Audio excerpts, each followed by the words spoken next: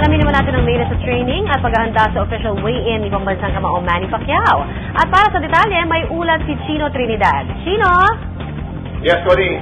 Itong mga oras ito, dito sa Amerika ay alas 4:30 bali, alas 4:26 ng hapon ng paghahanda po ng ating pambansang kamaong si Manny Pacquiao. Kaninang umaga ay the usual, dapat pahinga. Itong si Manny Pacquiao hindi pa yata na-discover o hindi niya iniintindi ang konsepto ng relax. Dapat yung takbo niya kanina, mild lang yung run o yung relax run lang para, ang tawag natin dito, yung pagpapagpag kasi tapos na yung hard work dito, kailangan maintaining na lang.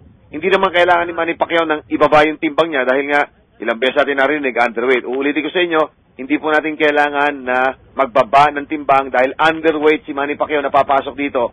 Sa catch weight, kaklaruhin ko yun ang catch weight sa laban na ito is 150 para sa maximum weight na 154 pounds. Yan po yung timbang na dapat sa maximum. Pero 150 lang ang paglalabanan. Si Manny Pacquiao so relax. Alam nyo, pag nakikita nyo si Manny Pacquiao na nakangiti na, ibig sabihin tapos na ang trabaho. At hinahanda niya na ang kanyang isipan, yung kanyang puso para sa pagtanggap ng hamon nung pagsampa niya sa ibabaw ng ring sa darating na Sabado, ganap ng alas 8:30 ng gabi sa oras po ng Texas. So dapat yon ay oras. Basta yung oras na yun ang takdang pagsampa ng ating pambansang kamao sa ibabaw ng ring sa darating na Sabado. Sa kabilang panig naman, si Antonio Margarito ay hindi na namin nakikita sa lobby nitong Gaylord Texan, yung pong hotel na kung saan nandoon ang ating pambansang kamao at saka itong si Tijuana Tornado. Karamihan ng mga ganito fighters, yung mga Mexicano, hindi na sila lumalabas, nagkukulong na sila sa kwarto sapagkat dyan nila gagawin ngayon ang napakahirap na pagpipiga.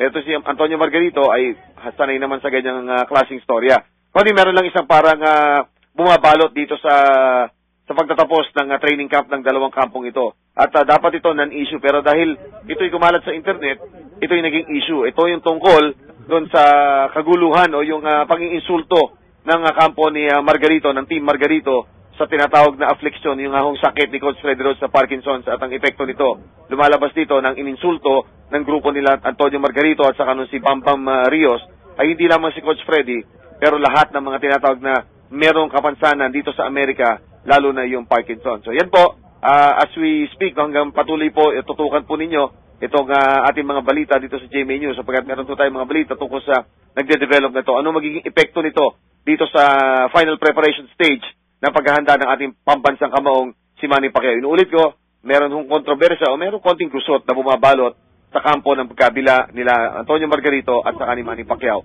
And this has something to do with Freddy Roach at yun pong kanyang battle with Parkinson's disease. Connie? Alright, maraming salamat Chino Trinidad. Nag-uulat live mula sa telepono naman po sa Texas sa Amerika.